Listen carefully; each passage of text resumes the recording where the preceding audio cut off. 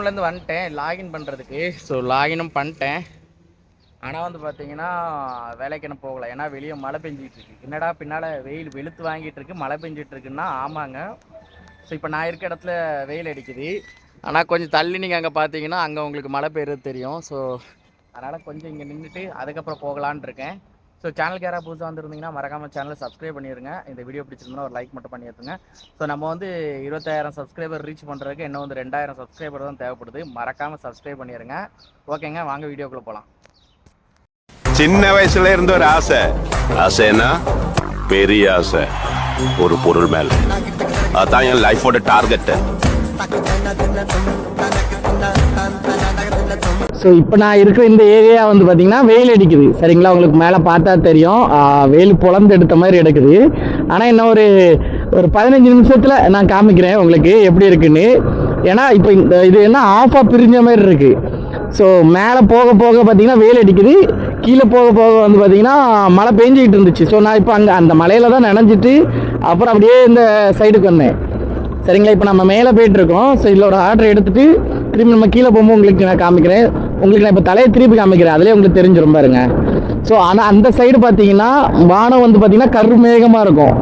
உங்களுக்கு தெரியும், கண்டிப்பாக தெரியும். 360 லென்ஸ் தான் போட்டிருக்கேன், கண்டிப்பாக தெரியும்.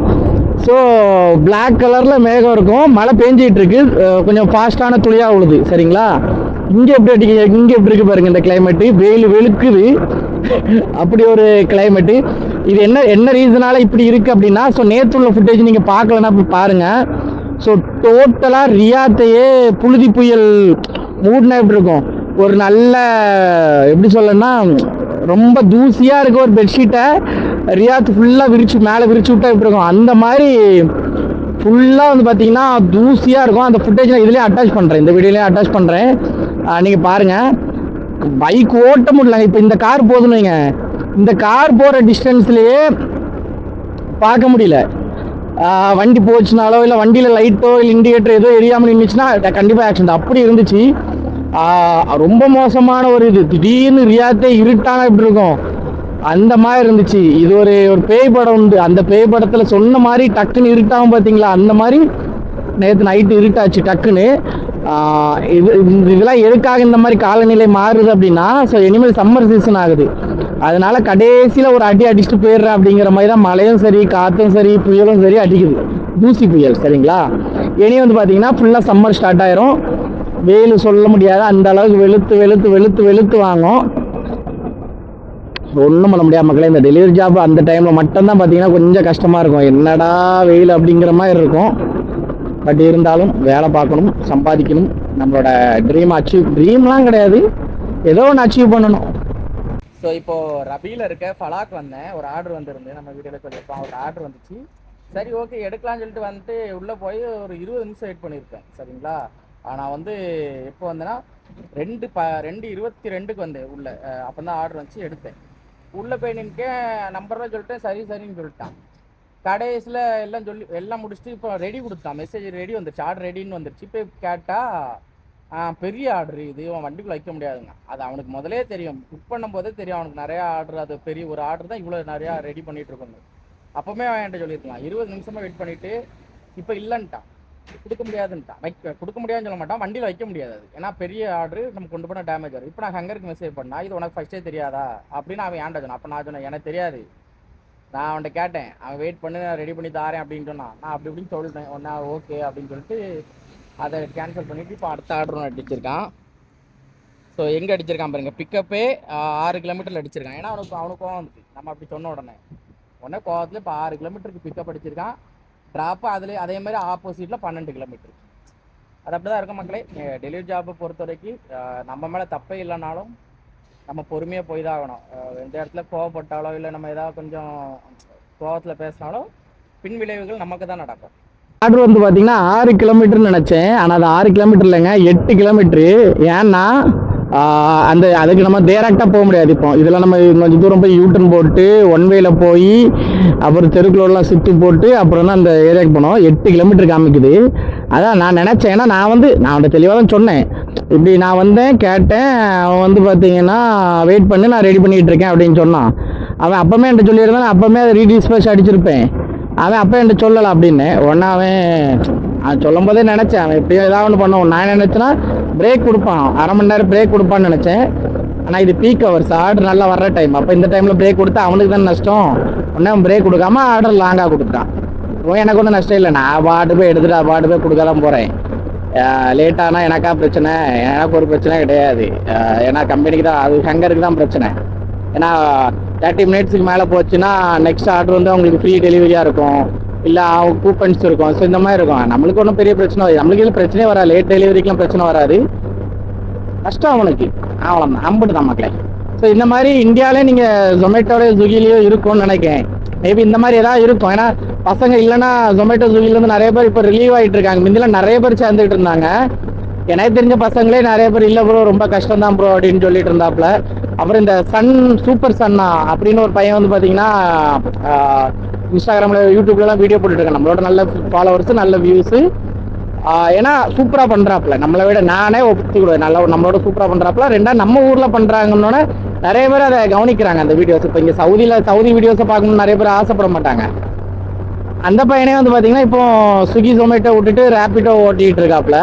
ஆனால் ரேப்பிடோ தமிழ்நாட்டில் ஓட்டலாமான்னு எனக்கு தெரியல. ஏன்னா நான் நிறைய வீடியோஸ் பார்க்கும்போது ரேப்பிடோ ஓட்டுறவங்கலாம் அந்த ஆட்டோ டிரைவர்ஸ் பிடிச்சி அடிக்கிற மாதிரிலாம் நான் பார்த்துருக்கேன், சண்டை போடுற மாதிரி அடிக்கிற மாதிரி அப்படி நிறைய பார்த்துருக்கேன். ஆனால் எனக்கு தெரியல அவர் ஓட்டுறாப்புல. அதே மாதிரி இன்னொரு ஆள் இருக்காப்புல, அவர் இப்போ சூப்பராக பண்ணிட்டு இருக்காப்புல, இப்போ தான் வளர்ந்து வந்துட்டு இருக்காப்புல. அவரோட சேனல் ஐடியா கொடுக்குறேன், நீங்கள் பாருங்கள். அவர்கிட்ட நம்ம மெசேஜ் பண்ணியிருக்கோம், அவர் நம்மளுக்கு பண்ணியிருக்காரு. பார்க்கலாம், கூடிய சீக்கிரத்தில் ஒரு நல்ல சம்பவத்தோட ஒரு வீடியோ வரும் அப்படின்னு சொல்லி நம்புகிறேன். ஸோ இங்கே வந்து ஒரு மினி கூப்பர் நிற்குது, சரியான கலரு, எனக்கு ரொம்ப பிடிக்கும். ஏன்னா அந்த காப்பான் மூவி இருக்குது பார்த்தீங்களா, ஆக்டர் சூர்யா நடித்த மூவியில் வந்து ஆர்யா வந்து ஹீரோயினுக்கு வந்து ஒரு கார் கிஃப்ட் பண்ணுவாப்புல. ஸோ மினி கூப்பரில் 4x4 டிரைவ். ஸோ அதே மாதிரி ஒரு வண்டி தான், என்ன கலரில் இருக்குது பாருங்க. ஸோ ஜம்முன் இருக்குல்ல வண்டி. நம்பர் பிளேட் காமிக்கூடாது, நம்பர் பிளேட்டை மறைச்சிடுறேன். இதுவும் பார்த்தீங்கன்னா 4x4 தான். இப்போ இந்த ஆர்டருமே கொஞ்ச நேரம் டென்ஷனாக இருப்பேன். ஆனால் ஒன்றும் சொல்ல கடைக்காரன்ட்ட நான் வந்து என்ன சொன்னேன்னா, அவன் எதுக்கு இவ்வளோ டிலேன்னு கேட்டான். இது காஃபி ஆர்டரு, எதுக்கு டிலே அப்படின்னு கேட்டான். அப்போ நான் சொன்னேன் 9 கிலோமீட்ரு. எடுத்த உடனே பறந்து இது வர முடியாது இப்போ அப்படின்னேன். உடனே சிரிச்சுக்கிட்டு இப்போ ஆர்டர் கேன்சல் ஆகிட்டுனா என்ன பண்ணுவேன்னா, அப்படின்னா கேன்சல் ஆகிட்டுனா நான் குடிச்சிட்டு போயிடுவேன், ஒன்றும் பிரச்சனை இல்லை அப்படின்னு சொன்னேன்னா உடனே சிரிச்சுக்கிட்டு அவன் சிரிச்சுட்டான் டக்குன்னு. இல்லைன்னு எங்கள் நாட்டு என்ன சொன்னேன், நான் எப்போ வந்தால் உனக்கு என்ன, நீ உன் ஆர்டர் தர்றது தான் வேலை அப்படின்னு சொல்லி கேட்டிருப்பேன். அவன் டக்குன்னு சிரிச்சிட்டான். அதனால இன்னைக்கு அவன் தப்பிச்சிட்டான். என்னன்னு தெரிலங்க, இன்னைக்கு கொஞ்சம் கோபமும் அதிகமாக வந்துட்டு வர மாதிரி இருக்கு. வர்றதுக்கான காரணமும் அதிகமாகிட்டு இருக்கு. நான் வேனுக்குண்டாடா ஸ்லோவாக போனேன், 8 கிலோமீட்ரு. அவன் காஃபி உடனே ரெடி பண்ணிடுவான், அதுக்கு நான் என்ன பண்ண முடியும்?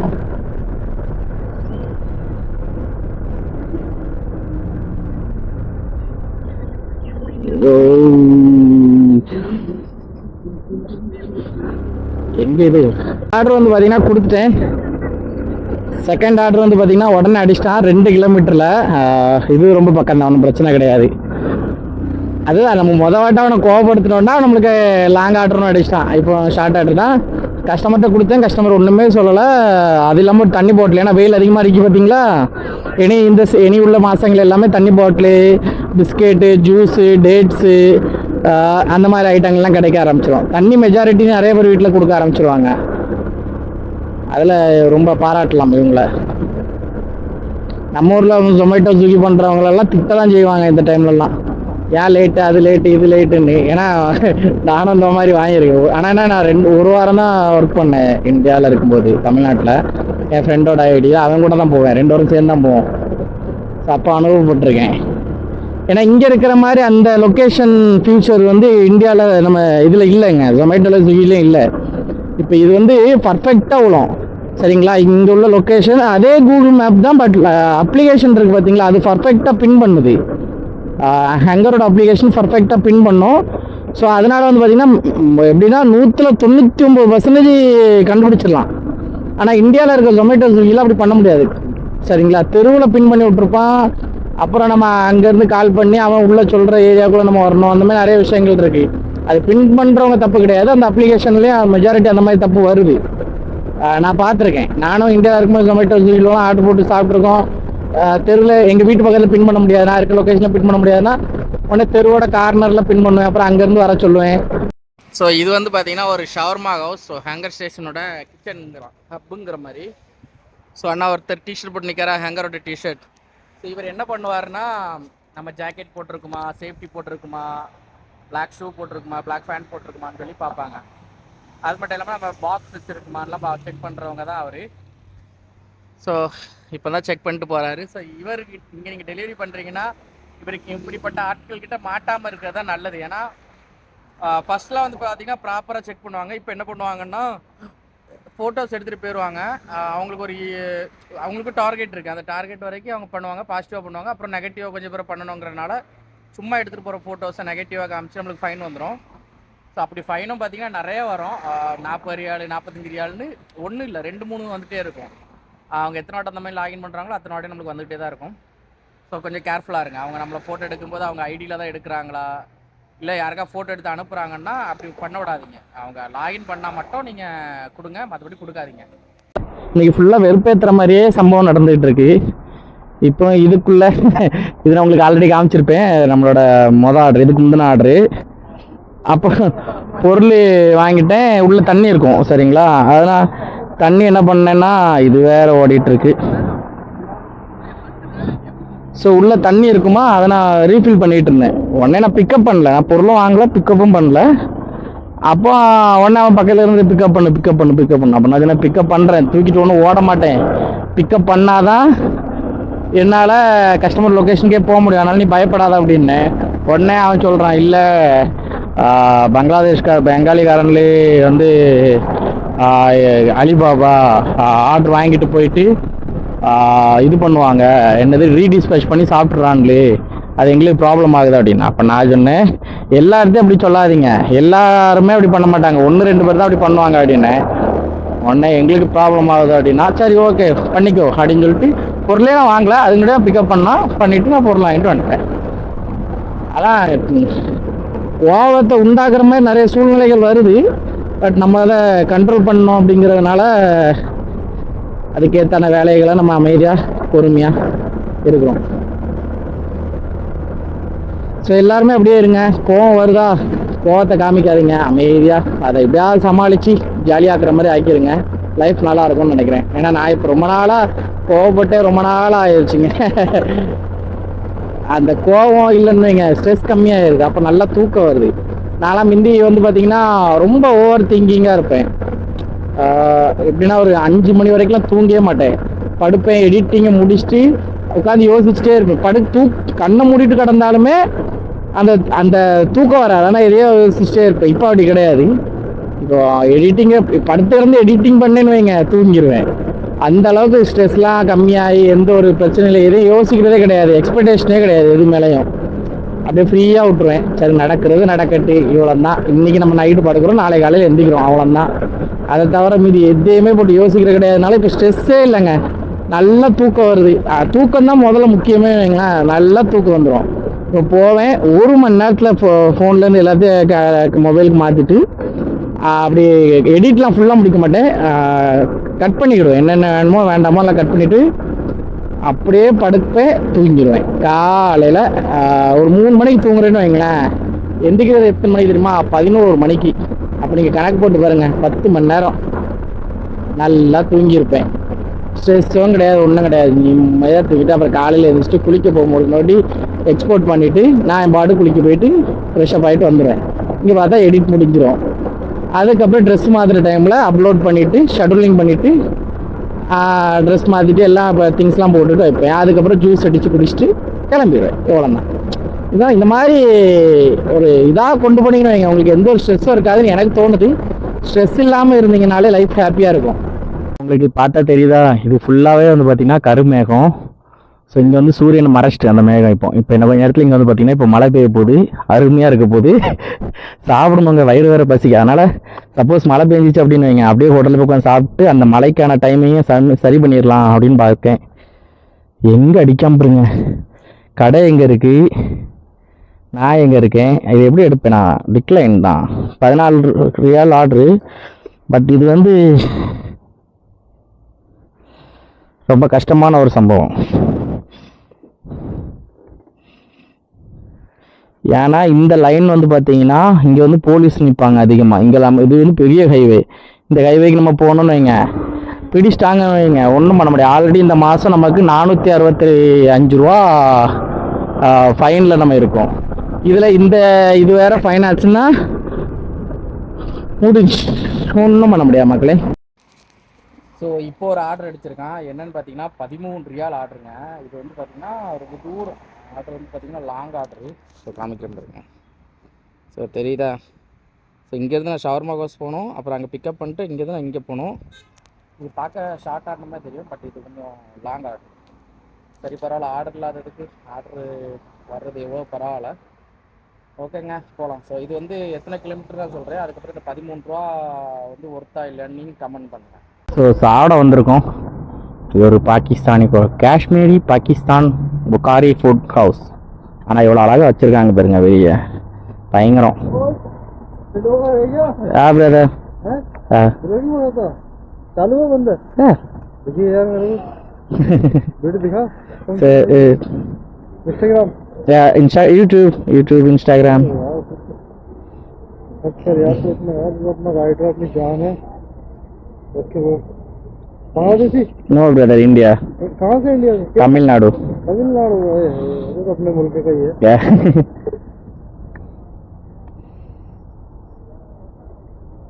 कितने का पड़ा ये? कितने का पड़ा ये? सॉरी, ये इस परचेज इन इंडिया 48,000। 25,000। कमाई वही है इसमें? आते हैं? नो नो नो नो, आते हैं no. आते हैं नहीं, इस लिटिल जो आती है हमको तो बताया, हम भी चालू करें। सॉरी,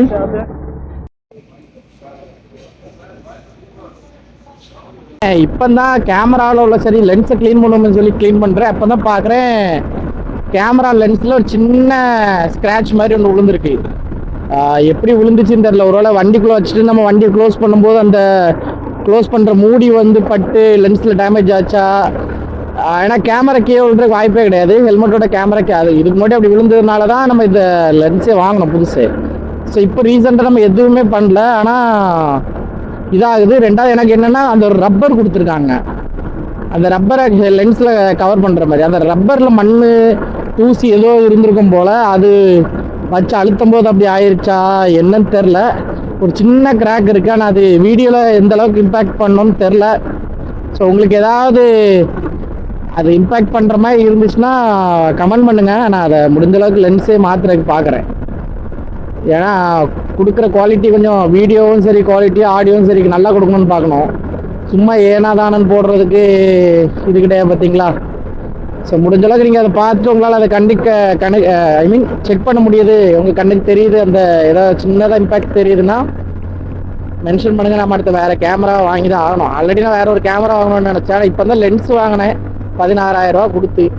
அப்போ எதுக்கு திடீர்னு நம்ம அடுத்த பண்ணணுன்னு சொல்லி தான் நான் எதுவும் பண்ணாமல் இருந்தேன். சரி பார்ப்போம். ஸோ உங்களுக்கு அந்த வெளிச்சம் தெரியுதா, சூரியன் தெரியுதா? ஆனால் ஃபுல் ரியாத்தும் ஐ மீன் இது வந்து ஃபுல்லாக தெரியாது, ஒரு 4 ஏரியா தெரியும் வைங்களா. அந்த யாஸ்மின், மால்கா, கிருவான் இந்த மாதிரி ஏரியா தெரியும். அந்த மாதிரி ஒரு பாலத்துக்கு மேலே தான் போயிட்டுருக்கேன். அப்படியே இந்த சைடு நீங்கள் பார்த்தீங்கன்னா அங்கே ஃபுல்லாகவே இருட்டாக இருக்குது. இந்த மேகம், இந்த இருட்டு மேகம் தான் அப்படியே கவர் பண்ணிட்டு வந்துகிட்டு இருக்கு. ஃபுல்லாக இருட்டுங்க. எப்படி பாருங்க, அந்த ஏரியா ஃபுல்லாக தெரியுதா? கீழே இறங்கும்போது என்ன கொஞ்சம் அழகாக இருக்கும். அந்த பில்டிங்ஸ் எல்லாமே ஒரே ஹைட்டில் இருந்த மாதிரி இந்த சைடில் பார்த்தீங்கன்னா உங்களுக்கு தெரியும். ஸோ சாப்பிட்டு வந்தோடனே அடுத்த ஆர்டர் அடிச்சிட்டான் மேஸ்ட்ரோவில் இருந்து. சரிங்களா, எவ்வளோ ஷார்ட் ஆர்டர்னா இது கடை. சரிங்களா, இது கொடுக்கணும். ஐ மீன் இது கடை மேஸ்ட்ரோ. ஸோ கொடுக்க வேண்டியது அண்ணாருக்கு பார்த்தீங்களா அந்த டங்க், அங்கே தான் கொடுக்கணும். ஸோ நடந்து போயே கொடுத்துருவேன். இதில் இன்னொரு சம்பவம் என்னென்னா, மழை வந்துடுச்சு. கையில் உழுது பார்த்தீங்களா, ஹெல்மெட்டில் கண்ணாடிலாம் உழுது பாருங்க. தெரியுதா உங்களுக்கு? கண்ணாடி வைசர்லாம் உள்ள ஆரம்பிச்சிட்டா. ஏன்னா கிளைமேட் அப்படி தான் இருக்குது மேலே. அப்போ என்ன அர்த்தம்? கேமரா கலத்தணும் இன்னும் கொஞ்சம் நேரத்தில். சரிங்க, கேமரா கலத்த போகிறேன். ஓகே, பார்க்கலாம். நான் மழை இல்லைன்னா அடுத்த வீடியோ எடுக்கிறேன், இல்லைன்னா இதுதான் எண்டு இந்த வீடியோட. கடைக்குள்ளே போயிட்டு வருதுன்னு பாருங்க, இடம் ஃபுல்லாக மழையாகிட்டு இருக்கு. மழை வந்துட்டு தான் இருக்கு, ஆனால் கம்மியாக வருது.